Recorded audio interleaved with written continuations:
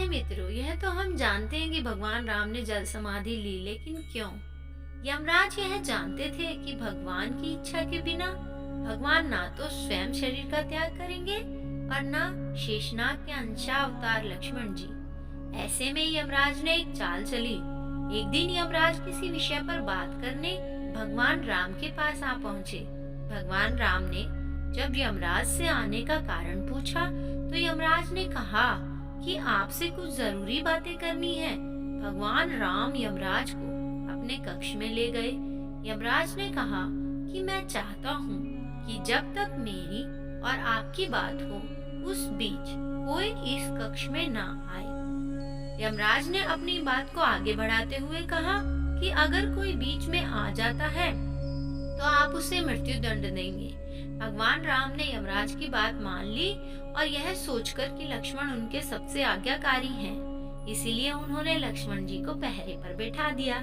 यमराज और राम जी की बात जब चल ही रही थी, उसी समय दुर्वासा ऋषि अयोध्या आ पहुँचे और राम जी से तुरंत मिलने की इच्छा जताई। लक्ष्मण जी ने कहा कि भगवान राम अभी यमराज के साथ विशेष चर्चा कर रहे हैं। भगवान की आज्ञा है कि जब तक उनकी बात समाप्त नहीं हो जाए कोई उनके कक्ष में नहीं आए।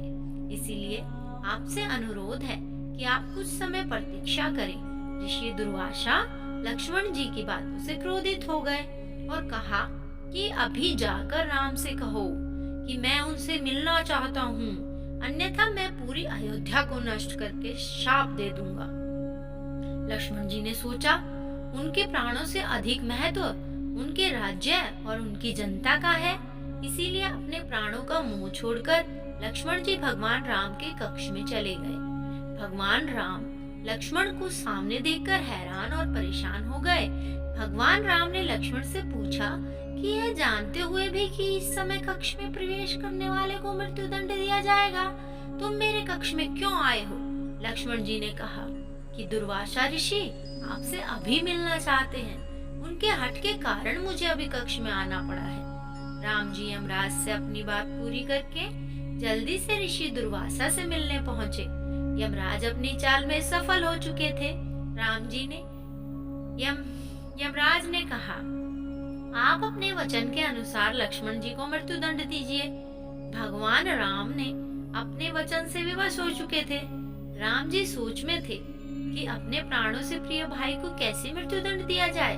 राम जी ने अपने गुरु व वशिष्ठ जी से इस विषय में बात की तो गुरु ने बताया कि अपनों का त्याग मृत्यु दंड के समान ही होता है, इसीलिए आप लक्ष्मण को अपने से दूर कर दीजिए, यह उनके लिए मृत्यु दंड के बराबर ही सजा होगी। जब राम जी ने लक्ष्मण को अपने से दूर जाने के लिए कहा तो लक्ष्मण जी ने कहा कि आपसे दूर जाकर तो मैं यूं भी मर ही जाऊंगा, इसलिए अब मेरे लिए उचित है कि मैं आपके वचन की लाज रखूं। लक्ष्मण जी भगवान राम को प्रणाम करके राजमहल से चल पड़े और सरयू नदी में जाकर जल समाधि ले ली। इस तरह राम और लक्ष्मण दोनों ने अपने अपने वचनों और कर्तव्यों का पालन किया। इसलिए कहते हैं रघुकुल रीति सदा चली आई, प्राण जाए पर वचन न जाए।